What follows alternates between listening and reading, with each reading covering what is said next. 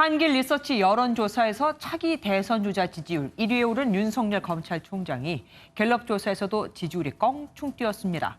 이낙연 더불어민주당 대표와 이재명 경기지사가 19%를 기록하며 공동 1위를 한 가운데 윤 총장이 그 전보다 무려 8%포인트가 오르며 3위를 한 겁니다. 한국사회여론연구소의 여론조사에서도 비슷한 결과가 나왔죠.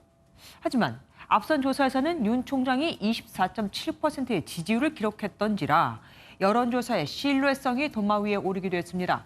조사 방식에 차이가 있다고는 하지만 이렇게까지 수치가 다를 수 있냐 이거죠.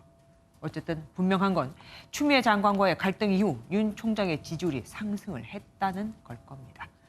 이런 가운데 민주당은 최근 나경원 전 미래통합당 의원과 윤석열 검찰총장의 부인과 관련된 압수수색 영장이 통째다 기각된 것을 두고 조국 전 장관과 똑같이 수사라고 공격했습니다. 그러자 나 전 의원은 나는 조 전 장관처럼 살지 않았다 하면서 맞받아쳤죠. 우종환 기자입니다. 더불어민주당은 나경원 전 미래통합당 의원과 윤석열 검찰총장 가족 관련 사건의 압수수색 영장이 잇따라 기각된 것에 불쾌감을 드러냈습니다.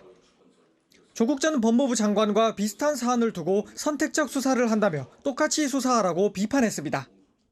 이미 조국 전 장관에 대한 수사를 통해서 많은 국민들이 과연 윤석열 총장과 나경원 의원에 대한 수사가 같은 잣대로 이루어지는지 눈을 부릅뜨고 지켜보고 있습니다.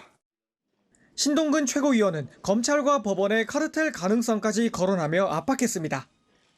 전직 판사이자 현직 판사의 배우자, 현직 검찰총장의 배우자가 아니라면 과연 이런 기각 사태가 가능했을지 묻지 않을 수 없습니다.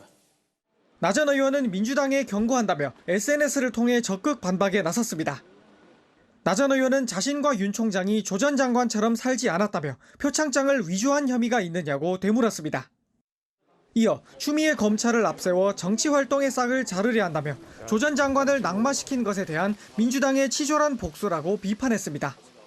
MBN 뉴스 우종환입니다.